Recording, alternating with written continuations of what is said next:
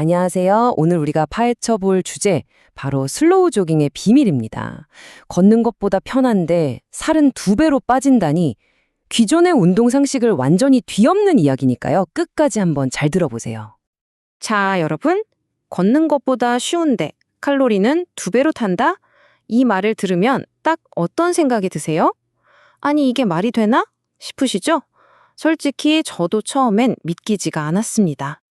네, 근데 이게 놀랍게도 가능합니다. 그 해답이 바로 오늘 우리가 알아볼 슬로우 조깅이라는 아주 혁신적인 운동법에 숨어 있거든요. 지금부터 이 모순처럼 보이는 주장의 비밀을 하나씩 벗겨보겠습니다. 좋습니다. 그럼 도대체 이 말도 안 되는 것 같은 주장의 근거가 뭘까요? 첫 번째 파트, 슬로우 조깅의 역설부터 한번 제대로 들여다보죠. 자, 이 그래프를 한번 보세요. 이게 모든 걸 설명해 주거든요. 실제 여러 연구 결과를 보면 슬로우 조깅은 그냥 걷는 것과 비교했을 때 적게는 1.5배에서 많게는 2배까지 에너지를 더 많이 써요. 근데 신기한 건 실제로 운동하는 사람은 훨씬 덜 힘들다고 느낀다는 거예요. 아니, 이게 대체 어떻게 가능한 일일까요? 그 비밀의 첫 번째 열쇠가 바로 이 비행 단계에 있습니다. 우리가 걸을 땐 항상 한쪽 발은 땅에 붙어 있잖아요. 그런데 달리기는 아무리 느리게 달려도 아주 잠깐이지만 2발이 동시에 공중에 붕 뜨는 순간이 있어요. 바로 이겁니다. 이 짧은 순간 때문에 우리 몸은 훨씬 더 많은 근육을 깨우고 더 많은 에너지를 태우가 되는 거죠. 자, 그럼 어떻게 하면 이렇게 힘들지 않으면서도 칼로리는 더 많이 태울 수 있을까요? 그 첫 번째 비밀을 공개합니다. 바로 웃으면서 달리는 페이스입니다. 일본에서는 이걸 아주 재밌는 이름으로 불러요. 바로 니코니코 페이스. 말 그대로 싱글벙글 웃으면서 옆 사람이랑 수다도 떨 수 있을 정도의 아주 편안한 강도를 말하는 거죠. 이건 그냥 기분이 좋다는 뜻이 아니에요. 우리 몸을 가장 효율적인 지방 연소 기계로 만드는 일종의 스위치 같은 겁니다. 이 웃는 페이스가 왜 그렇게 중요하냐면요. 이게 바로 우리 몸의 지방 연소 스위치를 탁 켜주는 최적의 구간으로 우리를 데려가기 때문이에요. 이걸 과학적인 용어로는 팻맥스 존, FAT맥스 존이라고 부릅니다. 자, 먼저 이 차트부터 한번 볼게요. 우리가 막 헥헥거리면서 숨이 턱끝하게 차오를 정도로 격하게 운동하면 우리 몸은 급한 대로 저장해둔 탄수화물을 주 연료로 써요. 지방은 거의 거들떠보지도 않죠. 그런데 니코니코 페이스로 달릴 땐 상황이 180도 달라집니다. 이 슬라이드 좀 보세요. 우리 몸의 주 연료가 지방으로 확 바뀌어버리죠. 에너지의 60에서 70%를, 그것도 우리가 그렇게 빼고 싶어하는 뱃살, 바로 그 내장 지방에서 에너지를 직접 꺼내다 태우기 시작하는 거예요. 이거 정말 대단하지 않나요? 그럼 내 몸의 팻맥스존은 도대체 어떻게 찾냐고요? 아주 쉬운 공식이 있어요. 220에서 본인 나이를 빼시고요. 거기에 0.6에서 0.7 사이를 곱하면 됩니다. 슬로우 조깅을 할 때는 바로 이 심박수 구간을 계속 유지하려고 노력하는 게 핵심이에요. 자, 페이스 조절이 지방을 태우는 왜에 대한 대답이었다면 이제 부상 없이 달리는 어떻게에 대한 비밀을 알아봐야겠죠? 두 번째 비밀, 180 리듬입니다. 케이던스라는 건 쉽게 말해서 1분에 발을 몇 번 구르냐 하는 거예요. 슬로우 조깅에는요, 속도랑은 전혀 상관없이 무조건 지켜야 하는 절대적인 규칙이 하나 있어요.